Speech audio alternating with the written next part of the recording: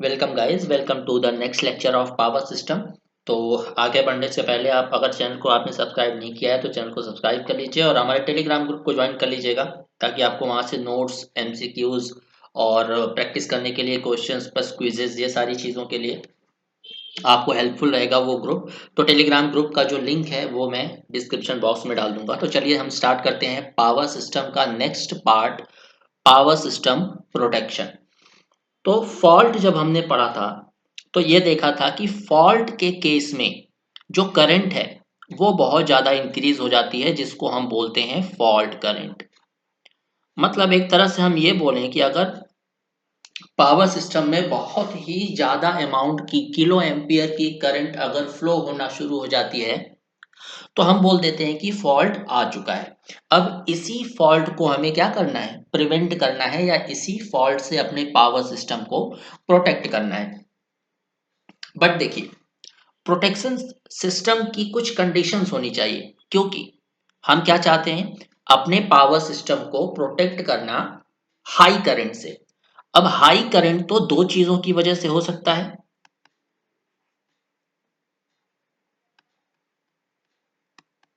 High current आप जानते हो दो चीजों की वजह से हो सकता है। पहला, या तो फॉल्ट आ जाए या हाई लोड।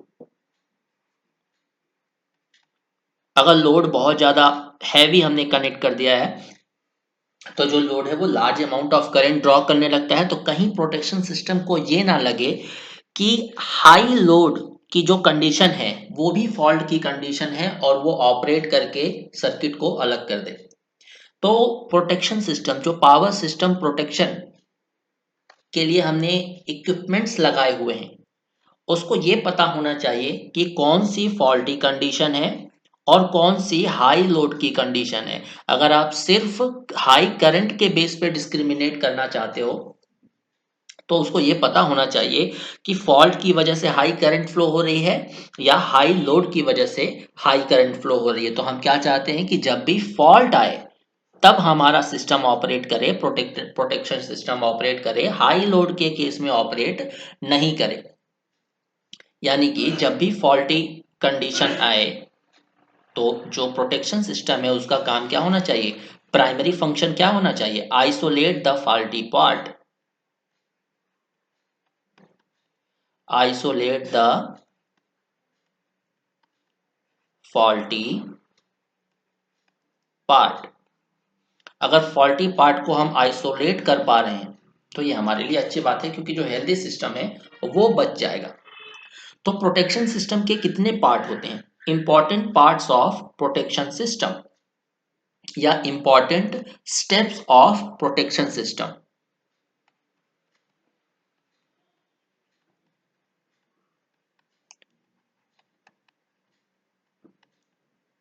अगर आपसे कोई इंटरव्यू में पूछता है कि टोटल अगर आपको फॉल्ट को एलिमिनेट करना है तो कितने स्टेप आपको परफॉर्म करने पड़ेंगे,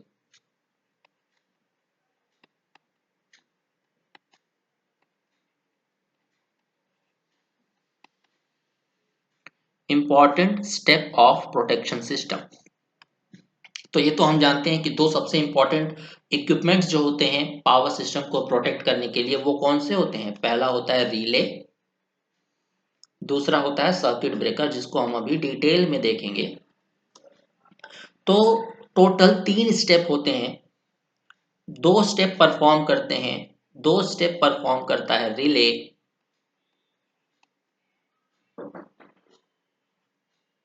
और एक स्टेप परफॉर्म करता है सर्किट ब्रेकर। तो टोटल तीन स्टेप लगते हैं। दो स्टेप कौन कौन से रिले के होते हैं, तो सबसे पहला स्टेप रिले का होता है कि ये सेंस करना कि फॉल्ट आया है कि नहीं। पहला स्टेप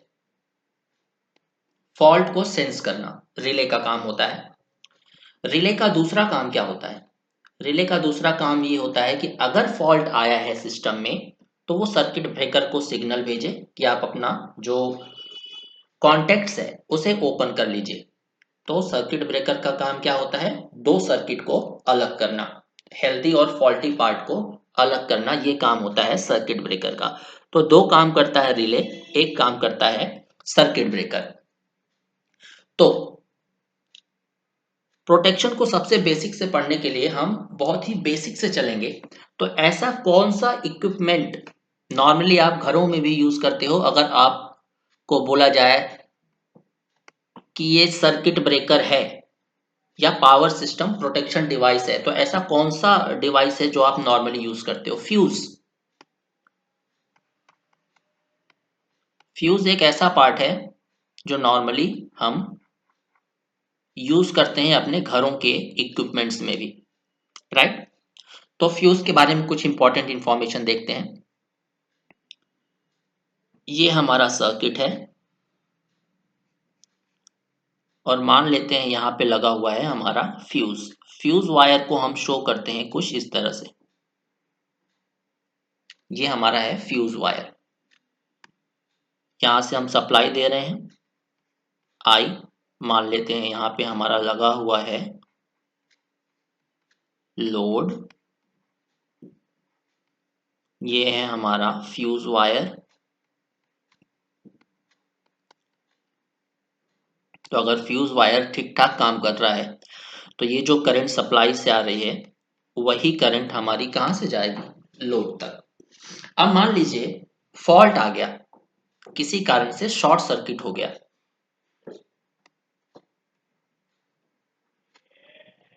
किसी कारण से शॉर्ट सर्किट हो गया।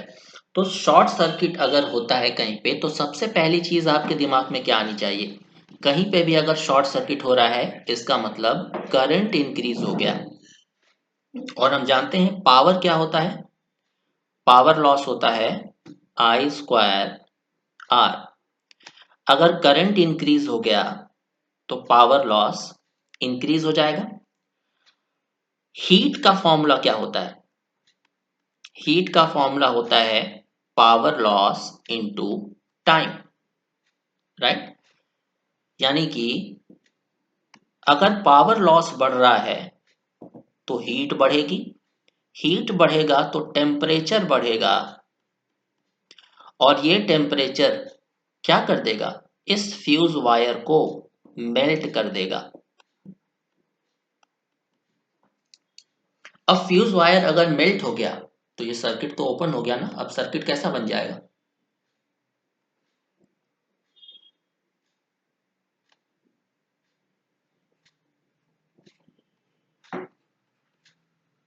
अब सर्किट हमारा क्या हो गया? ओपन। तो कुछ इस तरह से हमारा फ्यूज काम करता है टू प्रोटेक्ट आवर सिस्टम। अब मुझे बताइए, अगर जो हीट है उसकी वैल्यू थर्मल लिमिट, हर फ्यूज का एक थर्मल लिमिट होता है। इसको मैं लिखवा देता हूं, लिखिएगा। Every fuse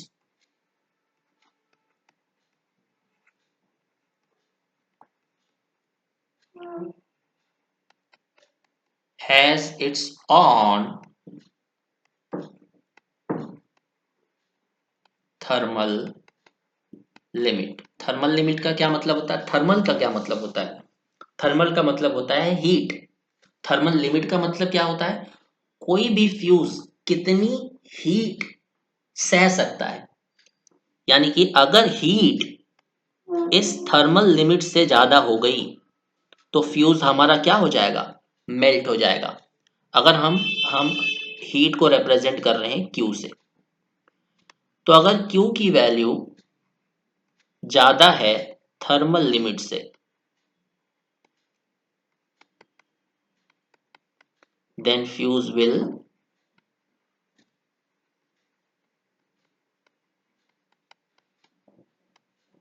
melt down, right. Construction of fuse देखते हैं जिससे कई सारे क्वेश्चंस बनते हैं। तो हेडिंग डाल लीजिएगा कंस्ट्रक्शन ऑफ फ्यूज।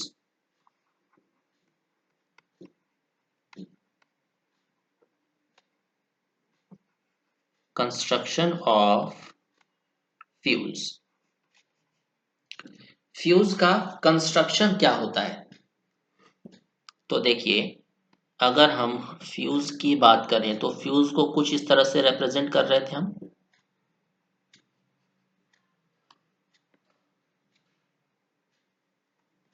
तो अगर हम इस पॉइंट को पॉइंट ए मान लेते हैं, इस पॉइंट को पॉइंट बी मान लेते हैं, और ये है हमारा फ्यूज वायर।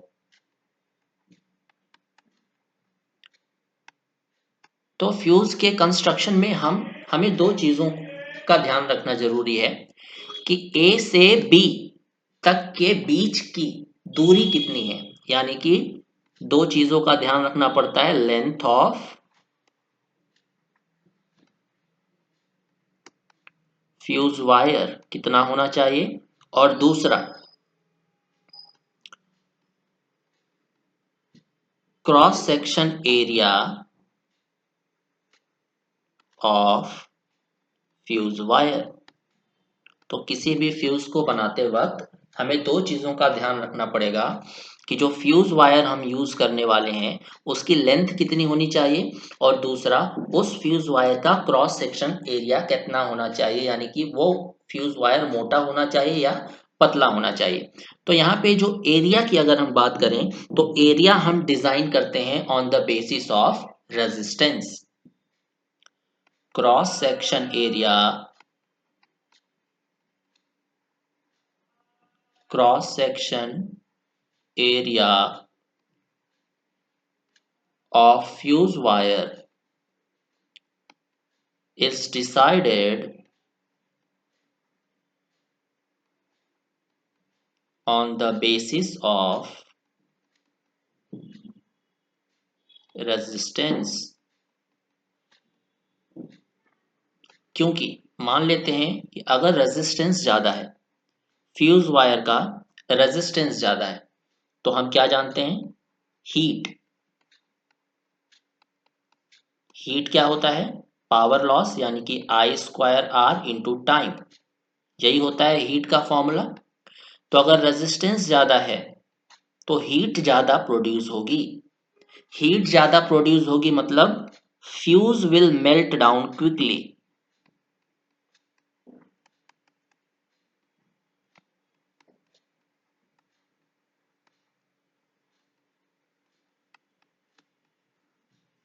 जो फ्यूज है वो बहुत जल्दी मेल्ट हो जाएगा और हमारा सर्किट ओपन हो जाएगा, राइट। तो मान लेते हैं थ्रेशोल्ड की कंडीशन, मैंने आपको क्या बताया था कि अगर हीट जनरेटेड कम है या ज्यादा है थर्मल लिमिट से,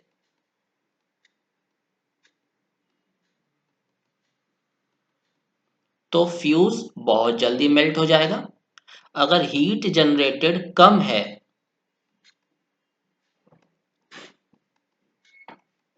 थर्मल लिमिट से, तो फ्यूज जल्दी मेल्ट नहीं होगा, यानी कि फ्यूज कभी भी मेल्ट नहीं होगा क्योंकि जो हीट जनरेट हो रही है वो थर्मल लिमिट से कम है।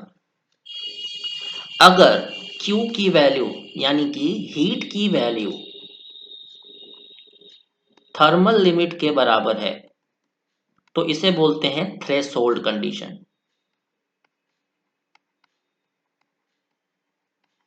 थ्रेशोल्ड की कंडीशन, तो हमारी थ्रेशोल्ड की कंडीशन क्या है, Q is equal to thermal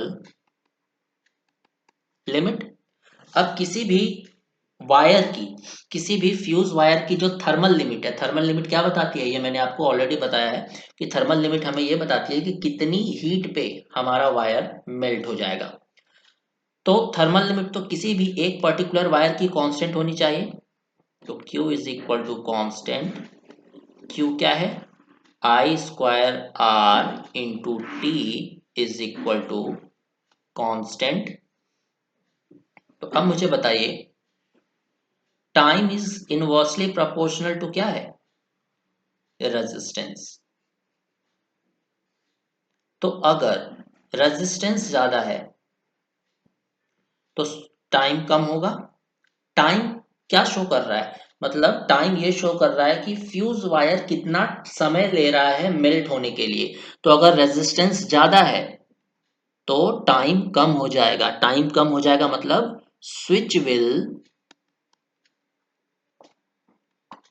operate faster। अगर आप स्विच को ज्यादा जल्दी ऑपरेट कराना चाहते हो तो हाई रेजिस्टेंस का वायर यूज करिए, और अगर आप स्विच को लेट ऑपरेट कराना चाहते हो तो आप रेजिस्टेंस को कम रखिए, राइट। तो इस तरह से हम फ्यूज वायर का रेजिस्टेंस डिसाइड करते हैं।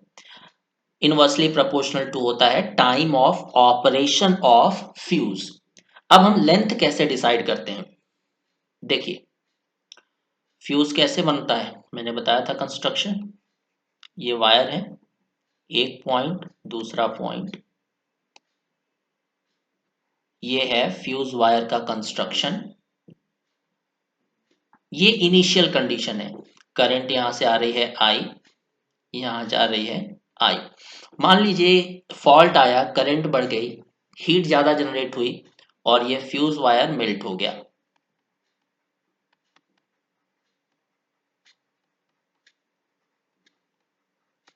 फ्यूज वायर क्या हो गया, मेल्ट हो गया, मतलब सर्किट ओपन हो गया।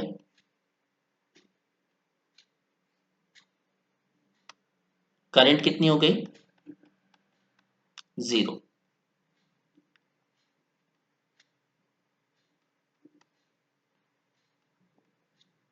Circuit open.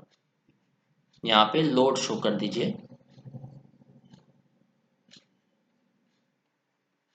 अब लोड से कोई करंट नहीं जा रही है, हमारा सर्किट ओपन हो चुका है। मान लेते हैं ये लेंथ है L, ये पॉइंट A है, ये पॉइंट B, दोनों ओपन टर्मिनल के बीच की जो लेंथ है L है। और ओपन होने के बाद जो पूरा लोड का वोल्टेज है वो इसी के अक्रॉस अपीयर हो गया। A और B के अक्रॉस वोल्टेज V अपीयर हो गया। अब इलेक्ट्रिक फील्ड का फॉर्मूला क्या होता है,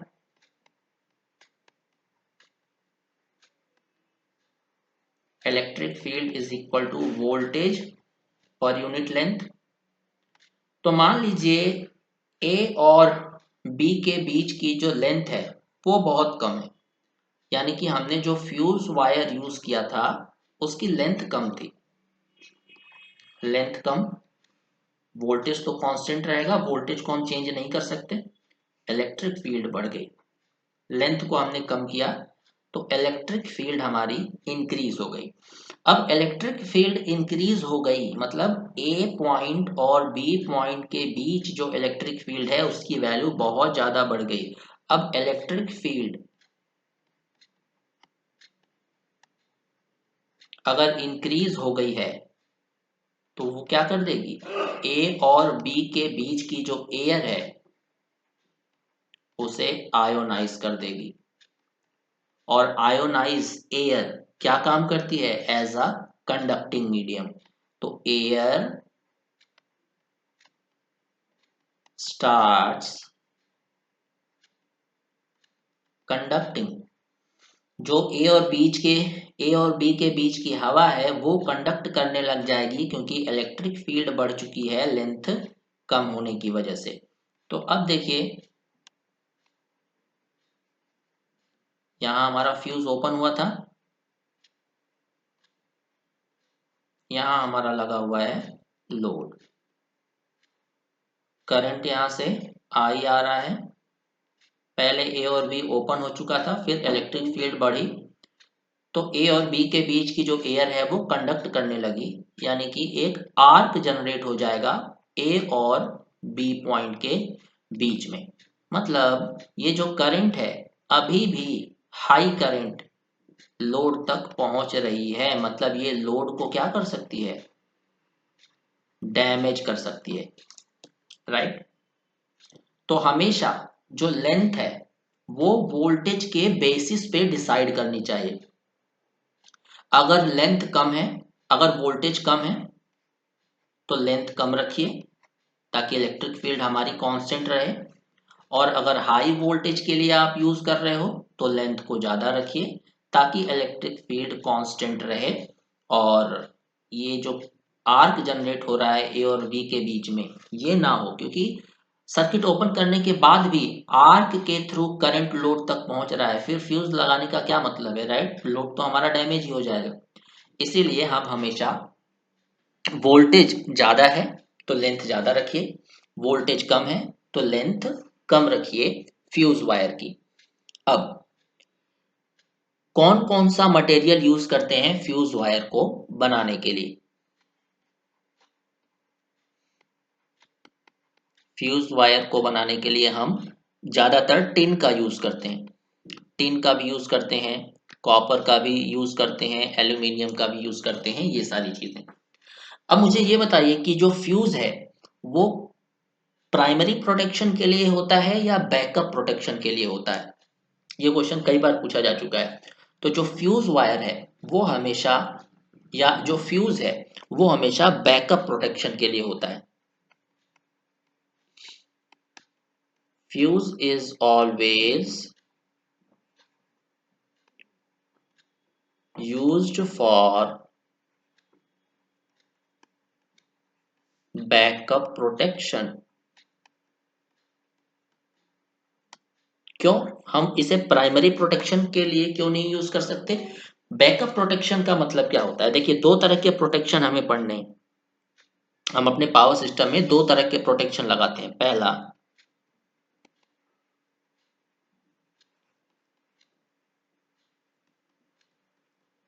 पहला होता है प्राइमरी प्रोटेक्शन, दूसरा होता है बैकअप प्रोटेक्शन, या इसे सेकेंडरी भी बोल सकते हो आप। बैकअप प्रोटेक्शन, तो मान लीजिए अगर फॉल्ट आया तो सबसे पहले प्राइमरी प्रोटेक्शन ऑपरेट होना चाहिए। अगर प्राइमरी प्रोटेक्शन किसी कारण से फेल हो जाता है तब क्या काम आता है? Backup protection. तो फ्यूज को हमेशा हम प्राइमरी प्रोटेक्शन के लिए यूज करते हैं, कभी भी फ्यूज को, सॉरी, बैकअप प्रोटेक्शन के लिए यूज करते हैं, कभी भी फ्यूज को प्राइमरी प्रोटेक्शन के लिए यूज नहीं किया जाता। क्यों? क्योंकि फ्यूज एक बार अगर ऑपरेट हो गया तो इसके बीच का जो वायर है वो मेल्ट हो गया। मतलब हमें एक बार फ्यूज को ऑपरेट कराने के बाद उस फ्यूज को क्या करना पड़ेगा? बदलना पड़ेगा, रिप्लेस करना पड़ेगा, राइट? जो कि एक इकोनॉमिक पॉइंट ऑफ व्यू से देखें तो महंगा टास्क है, बार बार फ्यूज को बदलना पड़ेगा एक बार ऑपरेट कराने के बाद। तो इससे अच्छा है कि हम इसे बैकअप प्रोटेक्शन में यूज करें। अब एक क्वेश्चन कई बार पूछा जाता है, फ्यूजिंग फैक्टर क्या होता है? एक और चीज, अब मुझे बताइए टाइम ऑफ ऑपरेशन अगर पूछा जाए प्राइमरी प्रोटेक्शन और बैकअप प्रोटेक्शन का, तो किसका टाइम ऑफ ऑपरेशन ज्यादा होगा, प्राइमरी का या बैकअप का? ये मुझे आप कमेंट सेक्शन में कमेंट करके बताइए। एक चीज और पूछा जाता है, फ्यूजिंग फैक्टर क्या होता है? Fusing factor. So fusing factor is the ratio of minimum fusing